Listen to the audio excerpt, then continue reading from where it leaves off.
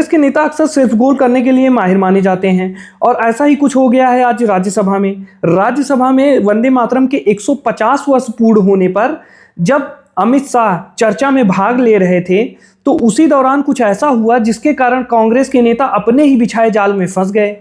दरअसल हुआ कुछ ऐसा कि अमित शाह जब अपनी चर्चा में भाग ले रहे थे तो उन्होंने आरोप लगाया कि कैसे कांग्रेस नेताओं ने समय समय पर वंदे मातरम का विरोध किया और इसके लिए उन्होंने उदाहरण देते हुए बताया, चाहे वो जवाहरलाल नेहरू रहे हों चाहे आज के कांग्रेस के नेता, उन्होंने हमेशा वंदे मातरम का विरोध किया।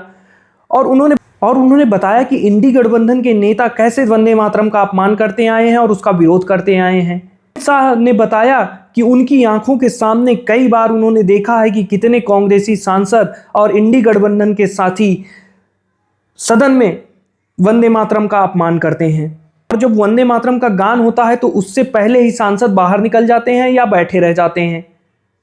अब यही गलती कर दी कांग्रेस नेताओं ने, क्योंकि अमित शाह जब संसद में बोलते हैं तो आज के समय में वो एक ऐसे नेता हैं जो जब बोलते हैं तो वो फैक्चुअली सारी चीजें एकदम सत्य बोलते हैं और उनके फैक्ट से कोई खिलवाड़ नहीं होता है। यहीं पर जयराम रमेश और दिग्विजय सिंह मात खा गए और उन्होंने अमित शाह को तुरंत वहां पे झूठा कह दिया और उन्होंने कहा कि आप साक्ष्य प्रस्तुत करो। तो अमित शाह को भी गुस्सा आ गया और अमित शाह ने तुरंत उनकी चुनौती स्वीकार करते हुए चुनौती देते हुए कहा कि मैं साक्ष्य और नाम प्रस्तुत करने के लिए तैयार हूं पटल पर, लेकिन इन सभी नेताओं के नाम सार्वजनिक किए जाएंगे जब मैं प्रमाण दूंगा। तो उसके बाद फिर क्या कि शाम होते होते अमित शाह ने अपना वादा निभाया और लिस्ट उन्होंने पटल पर रख दी। पूरे साक्ष्य जो दिए हैं उसमें सबसे पहला नाम है इमरान मसूद का। इन्होंने 8 दिसंबर को संसद में 8 दिसंबर 2025 में धार्मिक वजहों से संसद में वंदे मातरम के गान में भाग लेने से इनकार कर दिया। दूसरा नाम अमित शाह बताते हैं आगा सैयद मेहदी। ये भी 8 दिसंबर 2025 को संसद में चर्चा के दौरान वंदे मातरम गाने से इनकार कर देते हैं।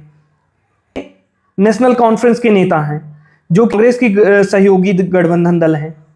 तीसरे नेता हैं शफीकुर रहमान वर्ग, सांसद थे समाजवादी पार्टी के। इन्होंने भी 2025 में संसद में शपथ के दौरान वंदे मातरम गाने से इनकार कर दिया। उसके बाद अमित शाह की लिस्ट में अगला नंबर आता है जियाउर रहमान वर्ग। ये उन्हीं शफीकुर रहमान वर्ग के पोते हैं और इन्होंने भी संसद में 2025 में अपने दादा के बयान का समर्थन करते हुए वंदे मातरम को मानने से इनकार कर दिया। अगला लिस्ट में उन्होंने नाम दिया है सिद्धरमैया का, जो कि अब कर्नाटक के मुख्यमंत्री हैं। अमित शाह बताते हैं कि संविधान दिवस में कांग्रेस के अधिकारियों को ये वंदे मातरम गाने से रोक देते हैं। उसके बाद सबसे